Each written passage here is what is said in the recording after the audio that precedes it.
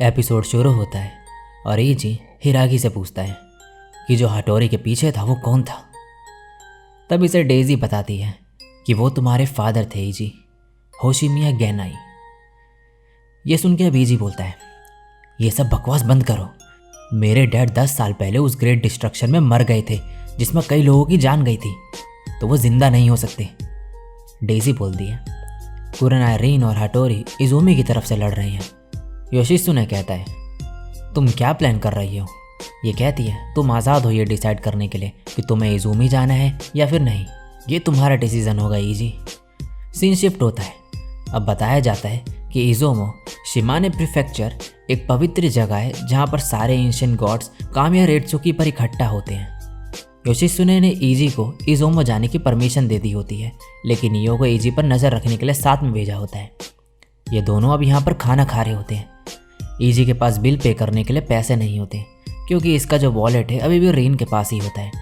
इयो कहती है, चिंता मत करो, डाजाइफू गवर्नमेंट ऑफिस सारे खर्चों का हिसाब देख लेगा। ईजी को देख के ये सोचती है कि ये बहुत सैड लग रहा है, मुझे कुछ करना चाहिए। फिर ये अपने पावर्स का यूज़ करती है और ये पेपर ईजी को देते हुए कहती है, ये फ्यूचर प्रेडिक्शन है, इसमें जिसको ईजी ढूंढ रहा है उसके लोकेशन के बारे में कुछ लिखा हुआ होता है। ये कहता है, ये क्या है? क्या ये कामा मुसुबी की लोकेशन है? नेक्स्ट सीन में ये दोनों एक गाड़ी में बैठे हुए होते हैं। ये सोचती है, मैं इस ट्रिप पे ईजी के साथ अकेले हूँ। वो इमेजिनरी प्रेगनेंसी एक प्रेडिक्शन थी कि मैं ईजी के बच्चे को जन्म दूंगी, और उस समय ईजी ने हमारे बच्चे को एक्सेप्ट भी कर लिया था। मैं इसकी वाइफ बन सकती थी और बच्चा भी पैदा कर सकती थी। फिर ये ईजी की तरफ हाथ बढ़ाती है और तभी ईजी बोलता है, सॉरी तुम्हें इस सब में घसीटने के लिए। सच कहूँ तो ऐसे काम हमें रीन पर छोड़ देने चाहिए, लेकिन रीन अब डोमेन में नहीं है। इयो अपना हाथ पीछे करते हुए कहती है, तो क्या तुम इस पूरे टाइम कुरनाई रीन के बारे में ही सोच रहे थे? ये कहता है, हाँ थोड़ा बहुत। मैं सोच रहा था कि वो अभी क्या कर रही होगी। इयो मन में बोलती है, नहीं ये सही नहीं है, ईजी और मैं अभी अकेले हैं तो। फिर ये ईजी के पास आते हुए कहती है, जो यामागुची में हुआ उस बारे में। ईजी कहता है, ओ तुम उस बच्चे के बारे में बात कर रही हो। मुझे पता है कि तुम क्या कहना चाहती हो। मैं तुम्हें परेशान नहीं करना चाहता हूँ, तो मैं वादा करता हूँ कि तुम्हारा रिबन अब कभी नहीं टच करूँगा। मैं तुम्हें कभी प्रेग्नेंट नहीं करूँगा।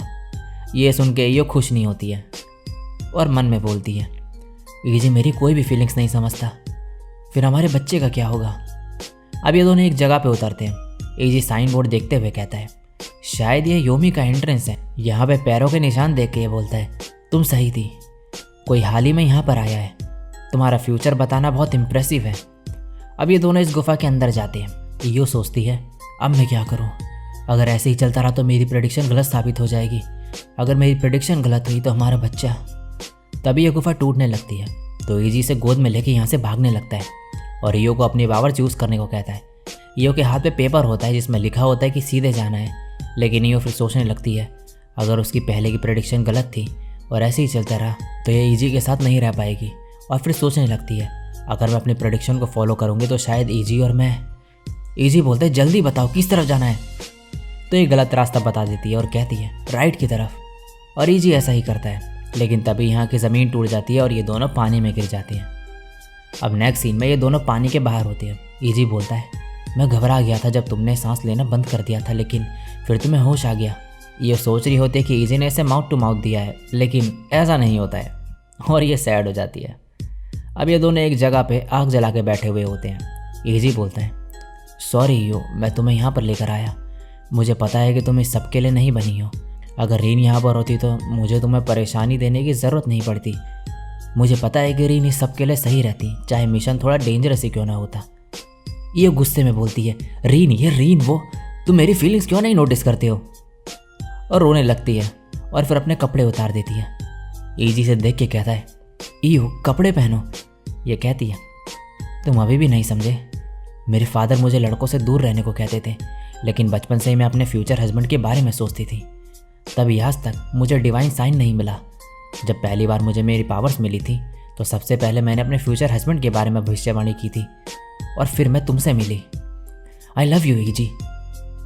तभी यहाँ पे हंसने की आवाज़ें आती हैं और बहुत सारे लोग आ जाते हैं। एक लड़की बोलती है, कामे रिजुकी में देश के सारे गॉड्स इज़ोमो पर एक साथ कपल्स के बीच बॉन्ड बनाने के लिए इकट्ठा होते हैं। और फिर ये कहती है, होशिमिया ईजी ईओ, कामी हकारी में तुम्हारा स्वागत है। मैं शिराबियोशी कुरोको हूँ, इज़ुमो की प्रीस्टेस। ईजी कहता है, क्या ये कामी मुसूबी है? क्या ये वो है जिसके पास सेना को ठीक करने की पावर्स है?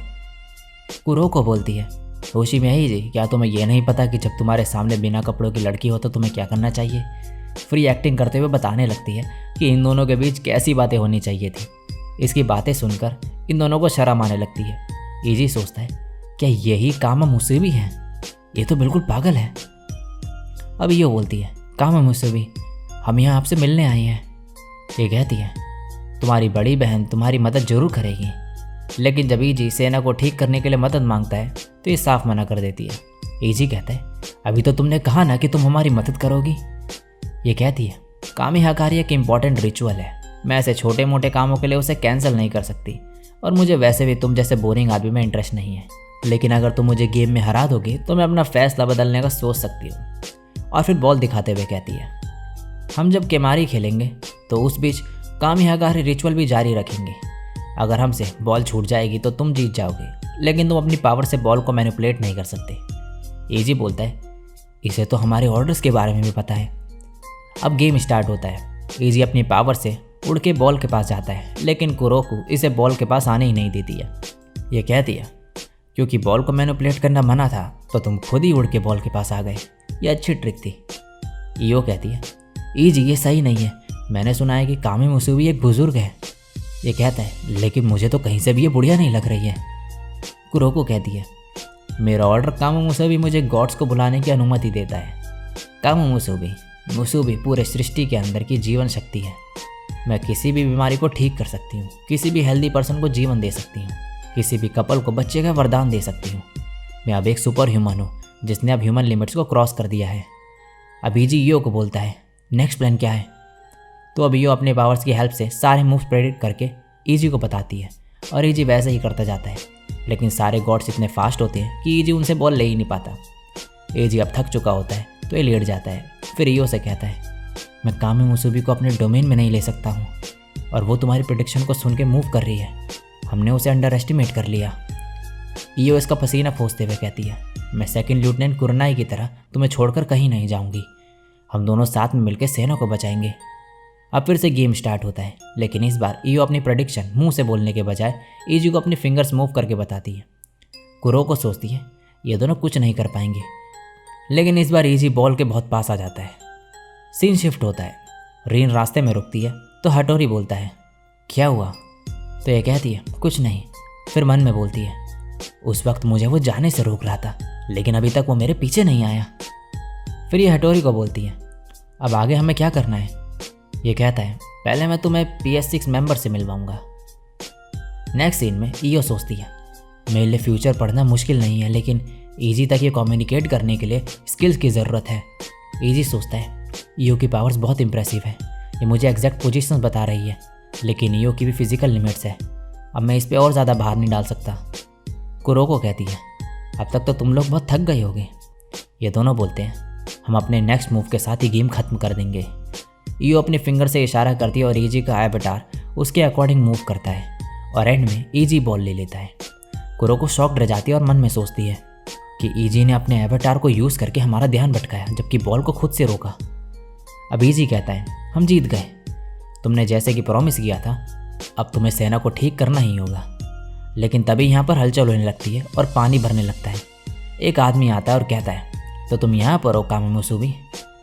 मैं उज़ुमो का रोलर हूँ और पब्लिक डिवीज़न 6 का मेंबर मासू डायराई फोमाई। मुझे तुम्हें मारने का ऑर्डर दिया गया है। फिर ये अपनी पावर्स यूज़ करते हुए कहता है, order super inundation isotonic water. और फिर बोलता है, मेरा ऑर्डर पानी में मिलकर उसे कंट्रोल करता है।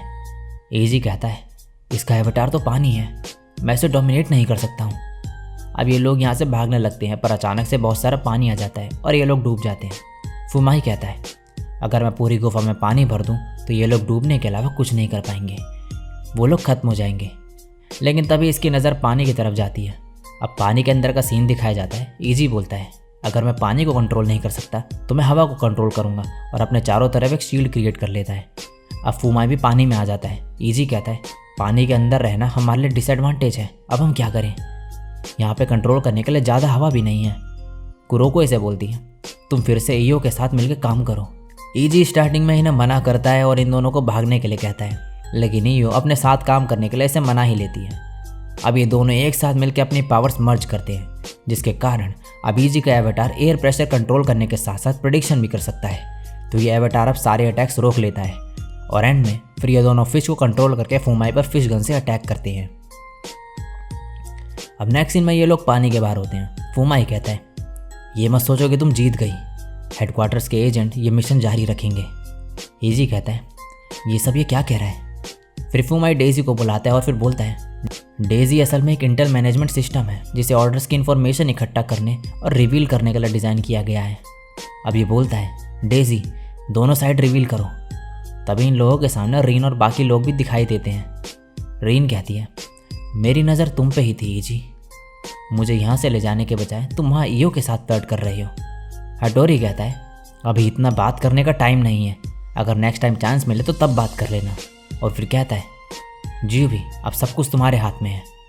ये कहता है, जैसी आपकी इच्छा। फिर बोलता है, ऐसा कुछ भी नहीं है जो मेरी ब्लेड नहीं काट सकती। ऑर्डर, योग्यो शिंकागे स्टाइल, डिमेंशन स्वॉर्ड। और ये अटैक करता है एक, और इसी के साथ ये एपिसोड यहीं पे एंड हो जाता है।